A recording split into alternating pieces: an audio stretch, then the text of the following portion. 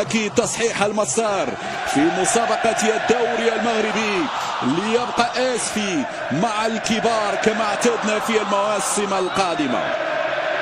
هنا اختبار جديد، وهنا محطة أخرى من رقم 30 فرجي كرمون 8، عماد السربوت 32، هواري فرحاني رقم 13، سفيان المدن 6. ولدينا هنا فرصة ودادية مع وسام في لقطة هنا شكلت خطورة على دفاعات لوسيس، والكرة في الثواني الأولى مرفوعة في القائم الأول بالراس الراسية، ولكن أوت إلى ضربة مرمى. صعب تتكان بالتشكيل الرسمي في ظل المتغيرات التي تحدث من مباراة لأخرى، واليوم نفس الاختيارات التي تألقت في دور المجموعات كثاني مجموعة خلف اليسمى. كرة ترسل طويلة إلى الأمام، بوليفيا في قادم المواعيد، الرحولي يمشي بالكرة، هنا العرضية داخل منطقة الجزاء، بعيد على سفيان، بعيد على سفيان المدن الودادي السابق. والحكم ماذا يقول؟ هذا هو نور الدين مرابط. المدن الآن يرفع كرة داخل منطقة الجزاء والراسية مبعدة. هنا في نهاية المطاف لا زالت مسفيوية، التسديد وبن عبيد في التصدي. المادي بن عبيد في أول اختبار. اسفي جات لكازا من أجل التسجيل، لا تظن بأن اسفي ستدافع طيلة دقائق المباراة، ستكون ذلك رغم الوداد ثاني في الدوري المغربي، تنقص مباريات مؤجلة في انتظار. إذا ستلعب اسفي، يحاول من خلال الكرات الثابتة نجاري، التحضير ممتاز، التسديد والكرة بعيدة تماما على بن عبيد. اسفي مندفع مع بداية المباراة، هذه أكثر البلدان تتويجا بلقب الكونفدرالية الإفريقية. الكرة العرضية تأتي بعد ذلك فيها مخاطرة كبيرة أمام اللاعب النجاري. أيوب بوشتا يرسل كرة طويلة، كرمون بالراس يغطي ممتاز في الربع الساعة الأولى. رحولي انطلاقة من الجهة اليمنى، خير الآن في الاستلام، خير يتقدم، يرسل كرة بينية فيها تغطية، الصبار في الخروج، خطأ من الصبار، مودن يتقدم الآن في خطأ. كانت لمودن شاري جدا المودن، لكن رغم ذلك وسام يمشي بالكرة الآن، لكن كرمون صح الآن. كرة في وسط الميدان، الصبار يمشي لمفيد، استلام من وسام يرفع راسه، وسام في تدخل وخطأ، وهنا الضربة الحرة الجانبية للفريق الأحمر. إذا وسام بن يدر صراع مع النجار، ساعة لتنفيذ، صبار يرفع كرة، دفاع يتدخل ولا زالت ودادية. الصبار كانت صعبة جدا على دفاعات لوسيس. الهجمة المرتدة الآن وحده وسط 3 لاعبين، والحكم يشير إلى وجود رمية جانبية. أخطر كرة من بداية المباراة، هنا التسديدة من الرايحي، وجدار لوسيس يمنع الجول الأول للفريق الأحمر. إبعاد كان سيء من سربوت، والدفاع ممتاز أيضا. هذه الكرة الأمام، السلام اللي كان سيء من النوري. أبو الفتح يرسل طويلة إلى النوري، هنا الكنترول، هنا الباس ممكن إلى النوري، وبانياغوا إلى ضربة مرمى. النوري كان ممكن يفتح المجال لجهة الرايحي على اليسار. شوف الرايحي، عينك على الرايحي، كان وحده وكانت عنده المساحة، لكن النوري فضل بانياغوا. شوف الكنترول، حصر الكرة هنا، ثم بعد ذلك الكنترول الثاني بافريقي. قاسم مشترك بين الناديين، ولأن الوداد سابقا شارك في الكونفدرالية الإفريقية. الكرة العرضية من عبيد بسهولة، طارق السكتيوي التتويج على حساب بيراميدز. الكرة إلى أمام الراس بنادي أولمبيك خريبكا في نظام المجموعات. وقتها كان الفريقان في نفس المجموعة، الجيش تزعمت والجيش لعبت النهائي 2006 أمام الإطوال، بينما كرة خطيرة وبن عبيد يقع في المحظور، والإنذار سيأتي في هذه اللحظات يا بن عبيد ينال البطاقة الصفراء في كرة يطالب فيها لاعب اسفي بالحمراء. اسفي يطالبون الحكم بالبطاقة الحمراء، ولكن الحكم يقول لهم بطاقة صفراء في هذه الأثناء لبن عبيد. شوف الإعادة ما فيهاش تسلل، اللقطة لا وجود للتسلل في كرة نعم كانت صعبة جدا وفي هجمة سريعة جدا. بن عبيد في سوء تقدير على مستوى الخروج، هنا الخروج كان خاطئ، يقع في المحظور وبطاقة صفراء. مجال للنقاش معه، هو من الآن سيأخذ القرار. إذا مشى للقطة، هذه الإعادة أمامكم، هذه الإعادة أمامكم اللقطة الماضية، المرور بهذا الشكل. شوفوا الإعادة مجددا.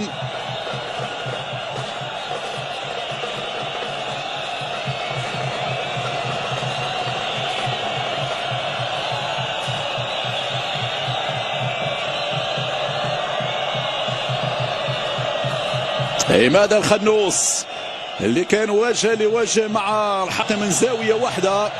عموما ما هو قرار الحكم في هذه اللحظات مشاهدينا الكرام؟ هنا سيكون قرار آخر، هنا سيكون قرار آخر. يبدو بأن الورقة الحمراء ستخرج في هذه الأثناء مشاهدينا الكرام. نعم الورقة الحمراء يا بن عبيد، الورقة الحمراء يا بن عبيد. هنا تصعب الأمور على فريق الوداد مبكرا من الشوط الأول. مهدي بن عبيد سيترك أرضية الميدان. هنا الحكم هذا هو قراره، الفار يدخل على الخط. هنا شاف اللقطة، شاف التدخل. أيضا مصدق سيدخل أيضا في هذه الأثناء. إفادة من التفوق، هذا وسفيان رمودا والركنية. نعم ركنية من جديد لفائدة فريق أولمبيك أسفي. في كل كبيرة والصغيرة حاضر. هنا التغطية لا زالت للوسيس الرحولي، يعكس كرة في اتجاه سفيان. مفيد يتدخل، مفيد يتدخل. يرون ويتوقعون ما الذي سيحصل في الدقائق القادمة. هل الوداد يودع أسفي يتأهل أم بالنقص مباريات؟ ولكن أنا أعطيت ملاحظة بالنسبة للوداد أنه فريق لا يستقر على حال، والتشكيل لا يستقر. وماذا هناك؟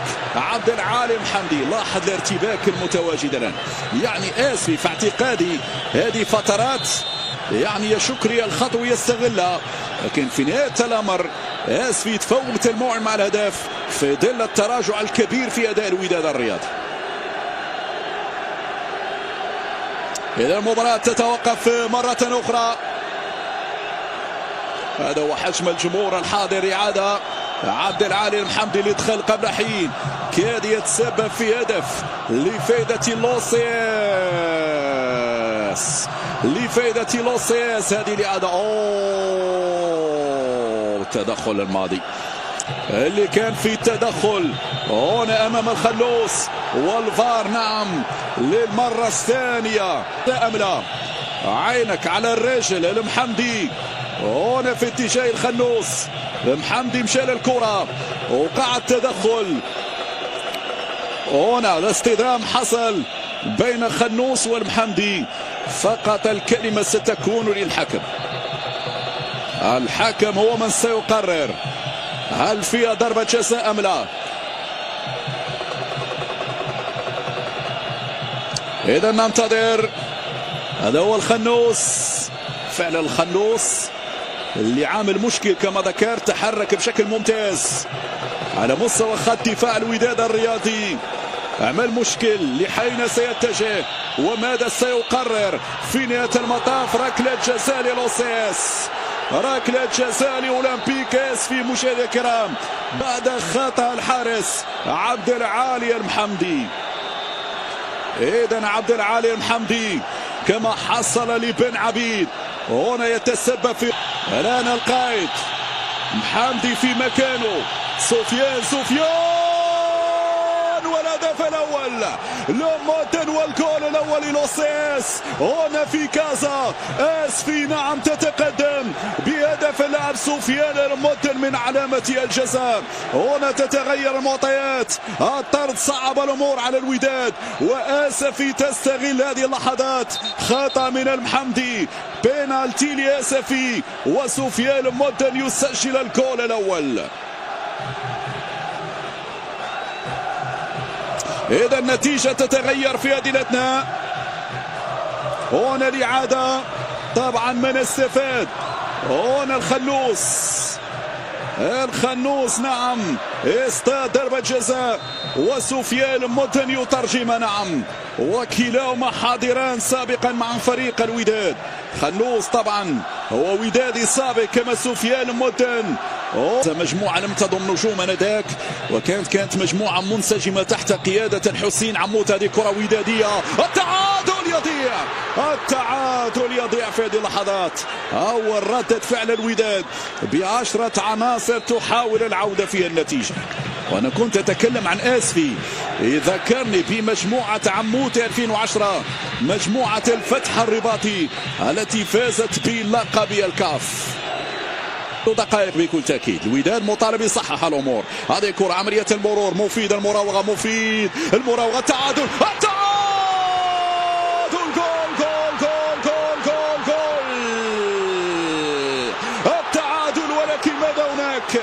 التعادل، ولكن ماذا هناك؟ هنا راية مرفوعة. الوداد لن يستسلم ولم يعودنا على الاستسلام حتى في أصعب الظروف، حتى في لوسياس يحاول المراوغة، التحضير وهذه الحروب. يعني لا فرق بين كازا وآسفي، يلعبون بشكل ممتاز. هذه العرضية، التغطية الدفاعية. وصلت الكرة نجاري محاولة المراوغة، هل يأتي الثاني؟ راية مرفوعة. بعد ذلك الحكم يعلن عن ضربة حرة غير مباشرة لفائدة فريق الوداد. رأيكم بن هاشم أخطأ لما احتفظ بهذا الثنائي في الاحتياط؟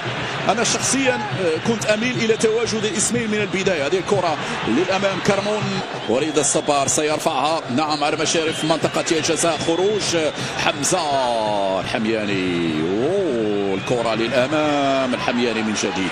طبعا اليوم عندنا حارسين اللي قدم سنوات رائعة جدا في البدايات مع فريق النهضة. وليد مرة الكرة، التسديدة بعيدة تماما، الكرة بعيدة تماما إلى ضربة المرمى. أمين أبو الفتح هو اللي سدد الكرة الماضية. هذا مرة أخرى التسديدة تلخص حالة فريق الوداد كمستوى. كانت عند فريق الوداد الرياضي خاصة في المنافسة الأبرز دوري أبطال إفريقيا. هذه الكرة للأمام، الانطلاقة ليأتي التعادل يا مفيد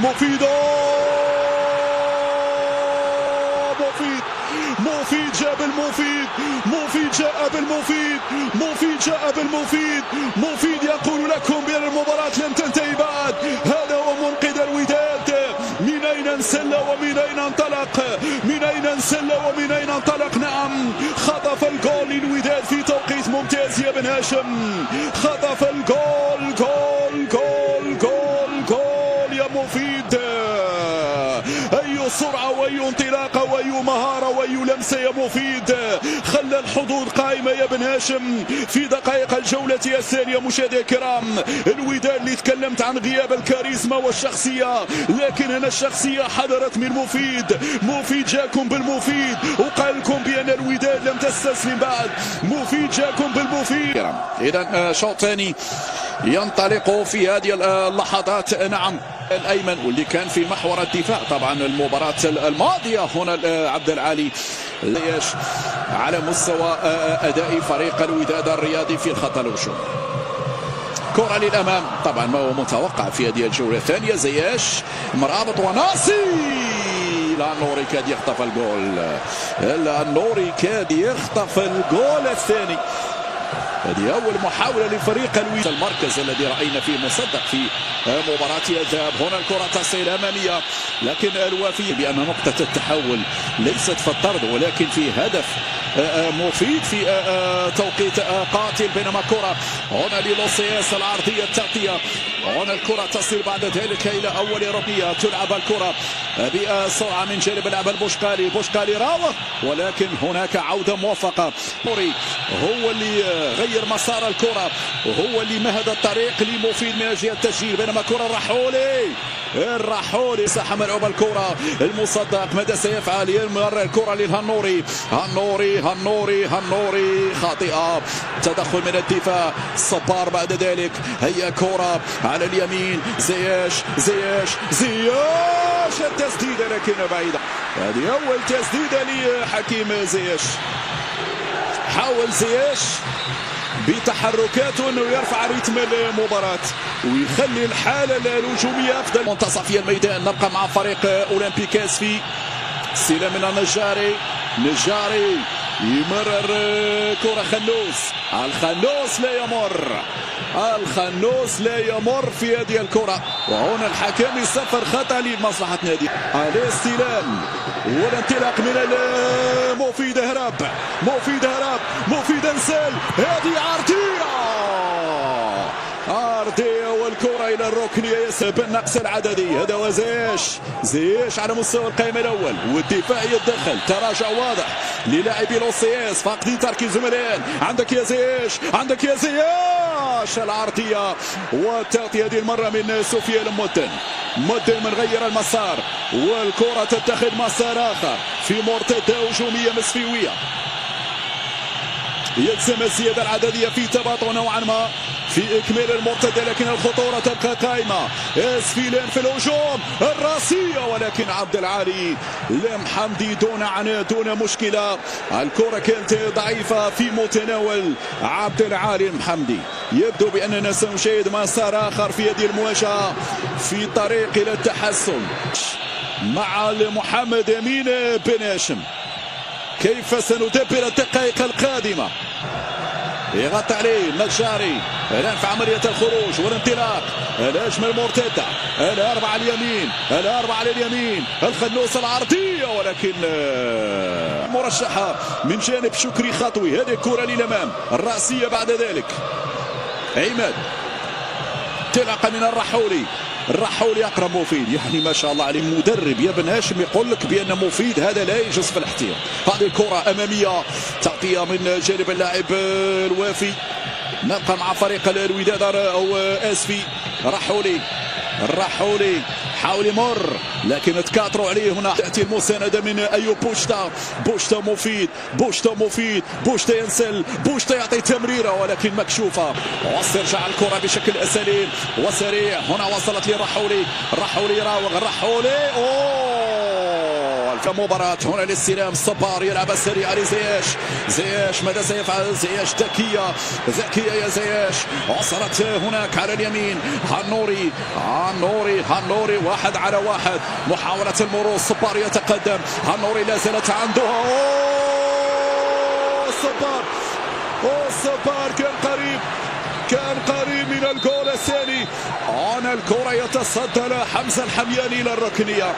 هذه أخطر فرصة ودادية في هذا الشوط الثاني، لكن كل العمل قام به هنوري قاتل من أجل الكرة. زياش يسعى لتنفيذ الركنية في القائمة الأول. لن تكون هناك ركلات ترجيحية، هذا في حال سجل أحد الفريقين. هذه الكرة وصلت التسديدة، لكن التغطية بعد ذلك. مثلا لو انتهت المباراة 2-2 3-3 قائد. شوف شارة العميد من أبو الفتح لزياش لمرابط. هذه العرضية لمن سريع الآن مع دخول كوني يطلبها كوني وصلت الكرة، كوني راوى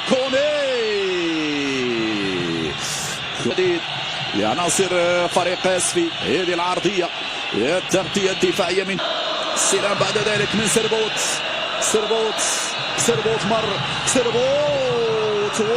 المتابعة من اسفي. الآن بدأت تهاجم أكثر اسفي. كرة أمامية بالخطأ كاد يسجل المدافع الودادي في هذه الأثناء. هناك إصابة، نعم هناك إصابة. كرة غدارة وكرة مخادعة وكرة كادت تحمل الجد. عن طريق لعب البوشقالي بالراس، التغطية الدفاعية على الجهة اليمنى. حاولت المرور، نجاري 1-2 في خطأ يقول الحكم على مشارف في منطقة الجزاء. هنا القرار ياتي من مرة لا البوشقالي الراسية كان قريب اسفي، لا زالت خطيرة على الدفاعات الودادية. اسفي اقرب اسفي لا يمر، لا ميرات يمشي لمفيد على اليمين. بوشقالي الان في الاستلام، بوشقالي وسربوت البوشقالي سدد توقعت سيمر سربوت. بوشقالي جرب حظ هناك على اليمين، مصدق لمن يرفع الكرة، الكنترول بعد ذلك الواسطي زياش في القائمة الثاني خلف الصبار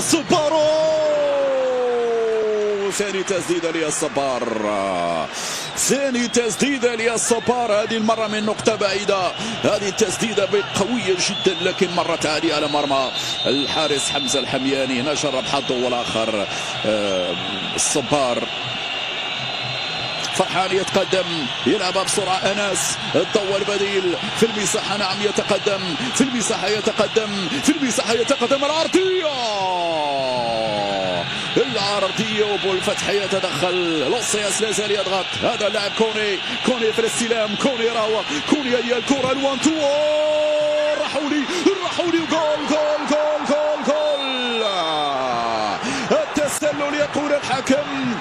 التسلل يقول الحكم نعم، هذا هو لوسياس في اي لحظه قادر يسجل، هذا هو لوسياس. كوني اللي دخل والضوء اللي دخل كذلك الثنائي اللي كان وراء الكره الماضيه انضم اليهم اللاعب الرحولي، كان في وضعيه التسلل، الرحولي كان في التسلل.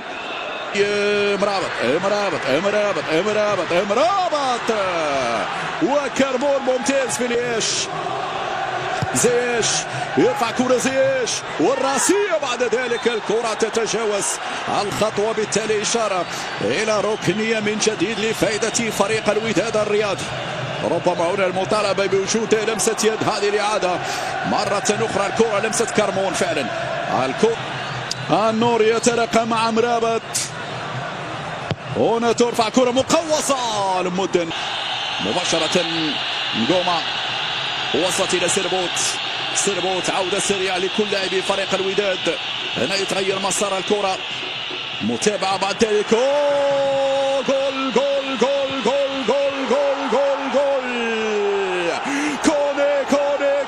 كوني هدف قاتل لوسياس في طريق العبور إلى المربع الذهبي. نعم، هفوة دفاعية بهدف قاتل، هدف يساوي العبور إلى السيمي فاينال الكونفدرالية الإفريقية.